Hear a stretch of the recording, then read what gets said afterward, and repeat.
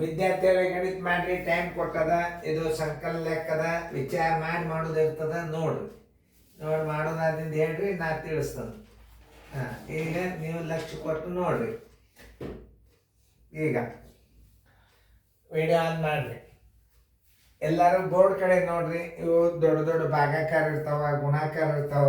ವಿಚಾರ ಶಕ್ತಿ ಗಣಿತ ಇರ್ತದೆ ಇದ್ರಾಗ. ನೀವು ಹುಡುಗರು ಮಾಡ್ಯಾರಿಲ್ಲ ನೋಡ್ರಿ, ಬರ್ಕೊಂಡಾರಿಲ್ಲ ನೋಡ್ರಿ, ಲೆಕ್ಕ ಮಾಡಿದ್ದು ಕರೆಕ್ಟ್ ಅದನ್ನ ಇಲ್ಲ ನೋಡ್ರಿ, ಸಹಿ ಮಾಡಿ. ನಾ ತಿಳಿಸಿದಿಂದ ಸಹಿ ಮಾಡಿ. ಒಂದು ಟ್ರಕ್ಕಿನಲ್ಲಿ 72 ಸಿಮೆಂಟ್ ಚೀಲಗಳನ್ನು ತುಂಬಬಹುದು. 3456 ಸಿಮೆಂಟ್ ಚೀಲಗಳನ್ನು ತುಂಬಲು ಬೇಕಾಗುವ ಟ್ರಕ್ಗಳ ಸಂಖ್ಯೆ ಎಷ್ಟು? 72 ಚೀಲಗಳಿಗೆ 72 ಚೀಲ ಸಿಮೆಂಟ್ ಚೀಲಗಳಿಗೆ 72 ಸಿಮೆಂಟ್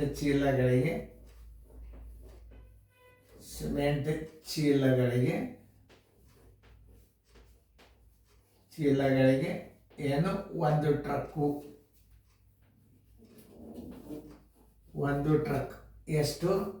3456 ಸಿಮೆಂಟ್ ಚೀಲಗಳಿಗೆ ಬೇಕಾಗುವ ಟ್ರಕ್ಕುಗಳ ಸಂಖ್ಯೆ ಎಷ್ಟು?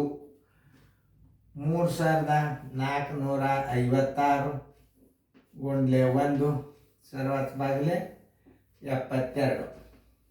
ನೋಡಿ, 4 ಒಂದಲೇ 4 ಎಂಟ್ಲೆ 4ರಲ್ಲಿ ಹೋಗ್ತದೆ. ನೋಡಿ, 4 ಎಂಟ್ಲೆ 32, 4 ಎಂಟ್ಲೆ 32, 4 ಆರ್ಲೆ 24, 4 ನಾಲ್ಕಲೆ 16. ನೋಡ್ರಿ, 8 4 18, 4 ಎಂಟ್ಲೆ 32, 4 ಎಂಟ್ಲೆ 32, 4 ಆರ್ಲೆ 24, 4 ನಾಲ್ಕಲೆ 16. 8 6 14, 18, 9 9 2 18, 9 9 81, 9 6 54. ನೋಡಿ, 2 ಒಂದಲೇ 2 4 8, 1 ಉಳಿತು, 2 ಎಂಟ್ಲೆ 16. ಬರೋಬ್ಬರಿ 48 ಟ್ರಕ್ಗಳು. ಉತ್ತರ ಆನ್ಸರ್ ಎಷ್ಟು? ಆನ್ಸರ್ 48 ಟ್ರಕ್ಗಳು.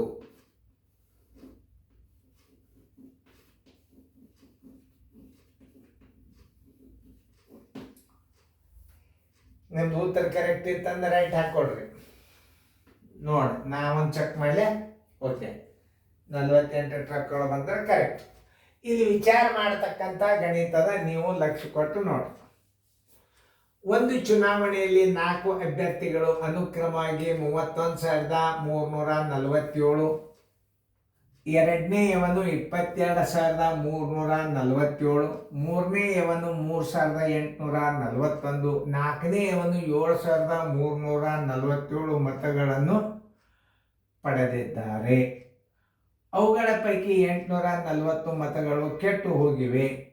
ಹಾಗಾದರೆ ಅವರೆಲ್ಲರೂ ಗಳಿಸಿದ ಒಟ್ಟು ಮತಗಳು ಎಷ್ಟು? ಇದು ಭಾಳ ವಿಚಾರ ಮಾಡ್ತಕ್ಕಂಥ ಲೆಕ್ಕ.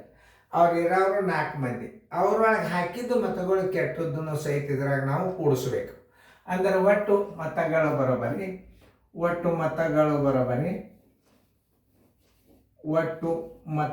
ಬರೋಬರಿ ಚಲಾಯಿಸಿದ ಒಟ್ಟು ಮತಗಳು ಏನು ಮಾಡ್ಬೇಕು, ಹೆಂಗೆ ಕಂಡುಹಿಡಿಬೇಕಂದ್ರೆ, ಒಂದನೇ ನಾವು ಎಷ್ಟು ತೊಗೊಂಡಾನ ಅದನ್ನು ತಗೋರಿ. ಒಂದನೇಯವನು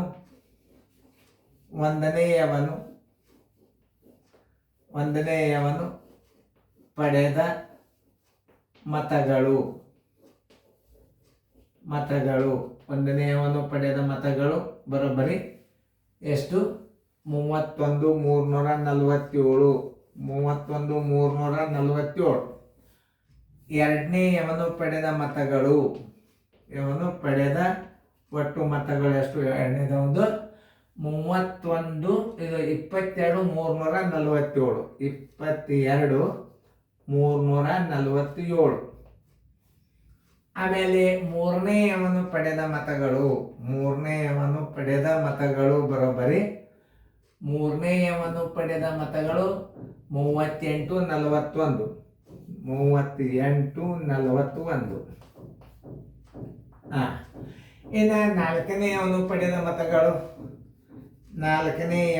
ಪಡೆದ ಮತಗಳು ಬರೋಬ್ಬರಿ ನಾಲ್ಕನೆಯವನು ಪಡೆದ ಮತಗಳು ಎಷ್ಟು? 7,073 47. ಈಗ ಏನು ಮಾಡಬೇಕು? ಎಲ್ಲ ಮತಗಳಂದ್ರೆ ಪ್ಲಸ್ ಕೆಟ್ಟ ಮತಗಳು, ಕೆಟ್ಟ ಮತಗಳನ್ನ ಕೂಡಿಸ್ಕೋಬೇಕು. ಕೆಟ್ಟ ಮತಗಳು ಬರೋಬರಿ ಎಷ್ಟವ ಕೆಟ್ಟ ಮತಗಳು ನೋಡ್ರಿ? 847. ಅಂದ್ರೆ ಒಟ್ಟು ಎಲ್ಲರೂ ಪಡೆದ ಮತ ಎಲ್ಲರಿಗೂ ಬಿದ್ದು. ಕೆಟ್ಟ ಮತಗಳು ಅಂದ್ರೆ ಹೆಚ್ಚು ಕಡಿಮೆ ಎಲ್ಲರಿಗೂ ಬಿದ್ದಿರ್ತಾವೆ. ಇವೆಲ್ಲ ಕೂಡಿಸಿದ್ರೆ ಏನಾಗ್ತದ? ಆ 4 ಅಭ್ಯರ್ಥಿಗಳು ಪಡೆದ ಒಟ್ಟು ಮತಗಳು ಬರ್ತಾವ. ಇಲ್ಲಿ ಕೆಟ್ಟ ಮತಗಳನ್ನು ಇದರಾಗೆ ಕೂಡಿಸ್ಕೋಬೇಕಾಗ್ತದೆ. ಅಂದ್ರೆ ಇವೆಲ್ಲ ಕೂಡಿಸಿದಾಗ ಏನು ಬರ್ತದೆ? ಒಟ್ಟು ಪಡೆದ ಮತಗಳು ಬರ್ತಾವೆ. ಒಟ್ಟು ಮತಗಳು ಬರೋಬರೇನು?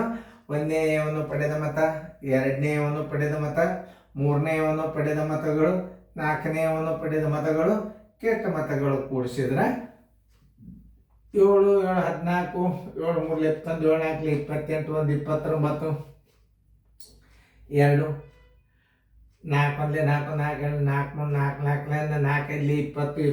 2 8 2 10 13, 13 1 8 21 24 1 3 27, 2 9 9 3 12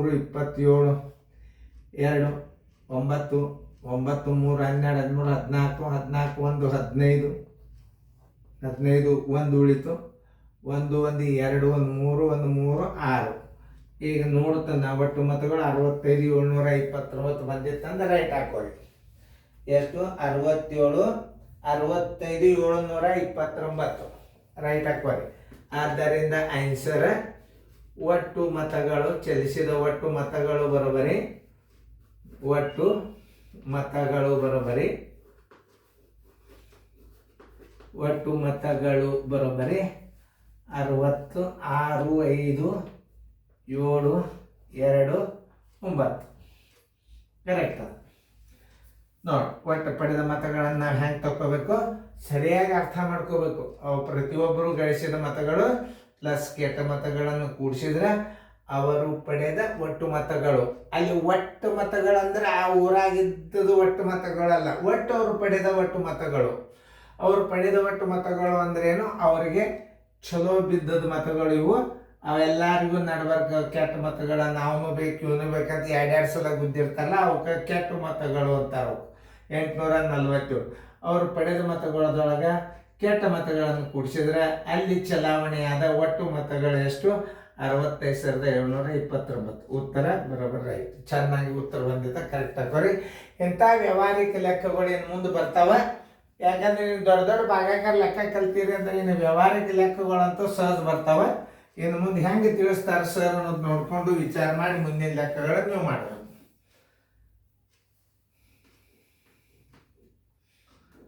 ಮುಂದೆ ಫೇರ್ದಾಗ ಹಾಗೆ ಬರ್ಕೋಬೇಕು. ಅಂದ್ರೆ ಏನಾಗ್ತದೆ? ಭಾಳ ಚಲೋ ಅಂದ್ರೆ ನಿಮ್ಗೆ ಹೆಚ್ಚಿಗೆ ಅಭ್ಯಾಸ ರಿವಿಷನ್ ಆಗ್ತಾವೆ.